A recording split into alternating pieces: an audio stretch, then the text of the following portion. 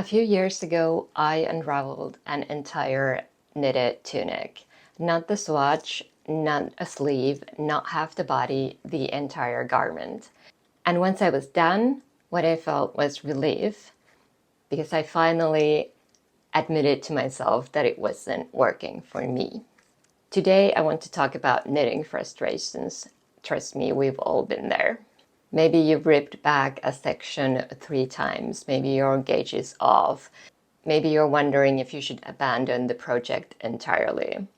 First, I'll share a few practical tips that I found helpful, and then we'll talk about why I think feeling frustrated with your knitting is actually a normal part of knitting.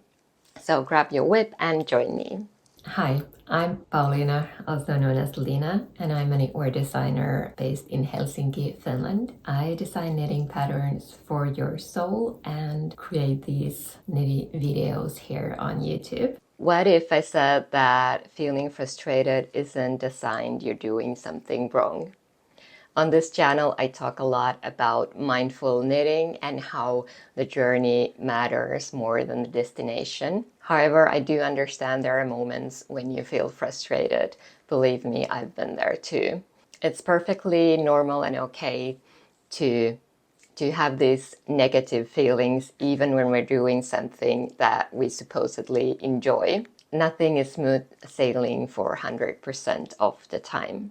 And I love that in the comments to my past videos you've shared not only the joy that knitting brings you, but also the frustrations, because both are true. One thing knitters often complain is having to frog. Frogging means that you are unraveling your knitting and starting over, either completely or partially. It can feel like time wasted, and you might be berating yourself for not figuring it out. And if you have to do it over and over again on the same project or the same section, yes, it can get really annoying. Sometimes it is something you are doing, sometimes there's a mistake in the pattern, and yes, that does happen.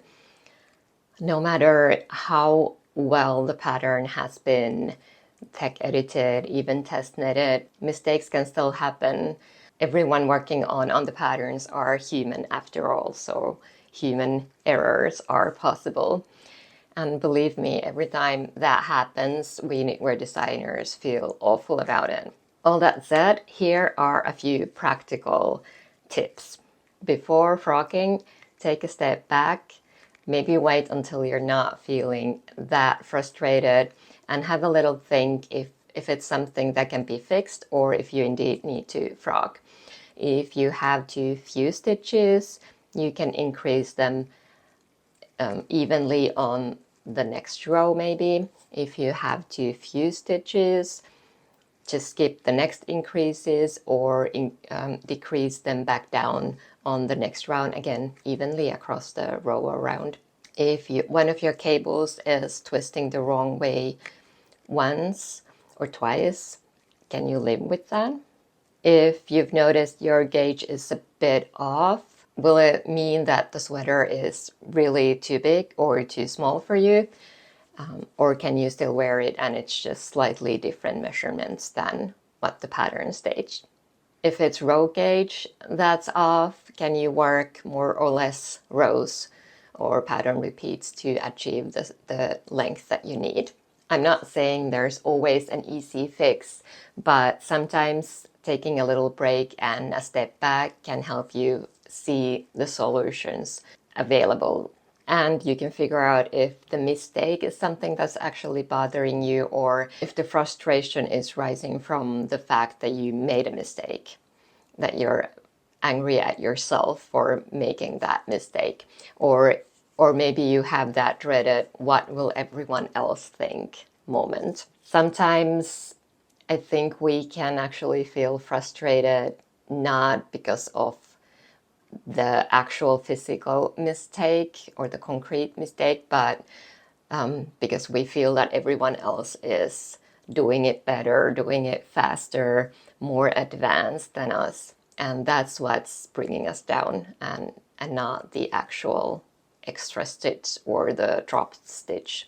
Another concrete tip is that if the pattern has a technique that's new to you or stitch pattern you haven't tried before, a bit of complex lace or cabling, try that bit on a swatch first. You don't have to block it, you can even unravel it right away. You don't have to make it 10 centimeters by 10 centimeters. Just do that bit that you're wondering about. That way you know what you're supposed to do when you actually get to that point in the pattern, and kind of minimize the risk of having to unravel hundreds of stitches. For lace and brioche and other complicated or more complicated knitted surfaces where it might be difficult to pick up stitches, if you need to unravel or pick up drop stitches, you can insert lifelines to your knitting. Now, a lifeline is a piece of waste yarn that you insert into the stitches on your needles, and you can do this at whatever interval you wish to do. So if you do need to frog, if you do need to go back a bit, if you drop stitches or miss something important in the pattern, when you start unraveling, the stitches will stop at the waste yarn and you'll have an easier time putting those back on the needle from there. One of the common frustrations that I already touched upon is getting the gauge and the needles right. Gauge is what affects the measurements of your finished knit. So row gauge is the length usually, and stitch gauge affects the width. So if you know you want to knit to the dimensions mentioned in the pattern, you should try to find a needle that will give you a gauge that is as close as possible to the one stated in the pattern. Some patterns are more forgiving when it comes to gauge than others. Shawls, for example, fall into this category. But as a general rule of thumb, aim for the needle that gives you the closest gauge. That means that you might, if the pattern says 4mm needles, you might need to knit it with 3.5mm or 4.5mm or something else. If the yarn and needle combo is new to you, you can use the size stated in the pattern as a starting point. So it's not a rule, it's a starting point.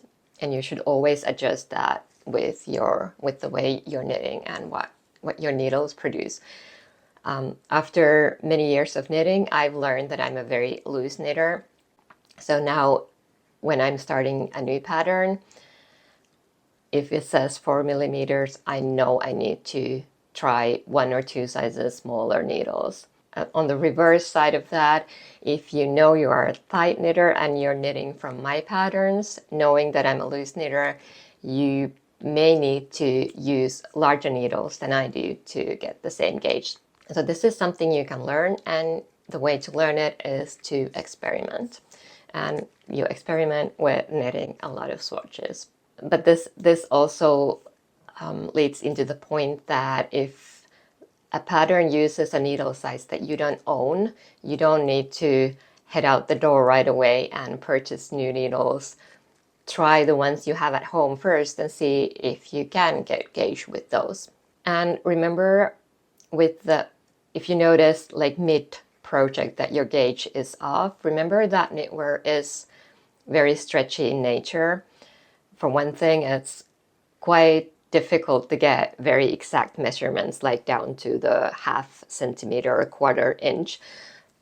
Stretch it a bit, lay it a little differently, and you get a different size. So don't be too hard on yourself if the difference is very minimal, and blocking can help a lot. So things often look smaller on the needles than they do when they are finished and blocked and dried. And this is especially true with shawls. Shawls are usually, I'm hesitant to use the word aggressively, but they are really stretched out. In shawls, you very rarely want a dense fabric, but you want it light and airy. And so when you block it, you stretch it, and that gives the final dimensions, and it looks completely, well, not completely, but very different to what you have when you bind off. I have a video on blocking if you'd like to know more about that. If you're struggling to find, say, a sweater pattern with a certain fit, you can use social media to your advantage. If you have a certain pattern in mind or patterns in mind, look it up on Instagram and Ravelry. Besides the lovely designer photos, see photos of other knitters showing off their project. And especially look at the ones who have a similar body type to yours, and to see how that particular pattern fits on them. I do know that not all patterns have a wide variety of knitter pictures available. My patterns are in that category as well. For those, I would recommend that you look at the pattern measurements carefully. Those are usually the finished measurements, so what you get after you block it and everything's nice and smooth and finished. And then look at some of your clothes that you already own, and measure those to get a better idea of how that particular sweater or top will look on you. I have shared before that in the past I have frogged an entire finished tunic that I'd actually already worn as well. And the reason that I frogged it was that it didn't fit me. Now, it was the right size for me, but it just didn't fit my wardrobe. And it didn't look as good on me as it did on some other people. This was so many years ago that I don't remember feeling frustrated or annoyed, though I'm sure I did. But those have sort of been erased, and what I do remember is making the decision to frog it and then actually doing. I still remember I had like two chairs next to each other and I was wrapping the yarn around them, creating hangs as I was ripping it out of the sweater, and then I soaked those hangs and got myself new yarn in the process. And I just felt relieved. It wasn't fun, but it was relieving. Is that how you say it? Relieving. I felt relief after I'd done it. And that is what I remember. When approaching knitting mindfully, and this is something I've said on here before, is that it is perfectly okay to have to start over or even to abandon projects entirely. It is helpful if you can learn to be okay with mistakes and taking a step back and seeing them as learning opportunities, and ultimately time spent doing something that you love and not something you dread. When I look back at projects that I have frogged, I think that in hindsight I've always learned something about knitting, but also about myself. You can learn a new technique, you can learn you don't like a certain fiber or color, or that a certain yarn isn't good for certain projects, certain techniques. You can learn that you don't actually like cable knitting at all. You can learn that the way a certain designer writes their patterns isn't a match with what kind of patterns you like to knit from.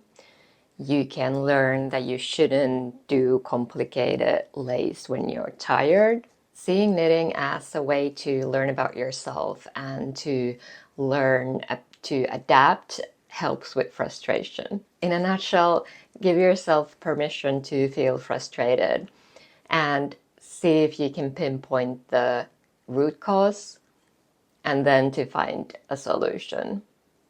It might mean leaving the mistake in. It might mean taking a step back from the project, taking a break from it for a while, or abandoning it completely, or indeed frogging it and starting over. I would just encourage you to make sure that whatever you do is something you do for you, something that feels right for you, and not something that you feel you're supposed to do or something you're doing because you're afraid of someone judging you. And above all, give yourself the permission to make mistakes and that things don't have to be perfect all the time, because they never really are. So why beat yourself up about it? It's not as easy to do as it is to say, I have to remind myself about this all the time as well. I hope you've gotten something out of this. If you did, give it a like. Thank you so much for spending time with me, and I will see you soon again.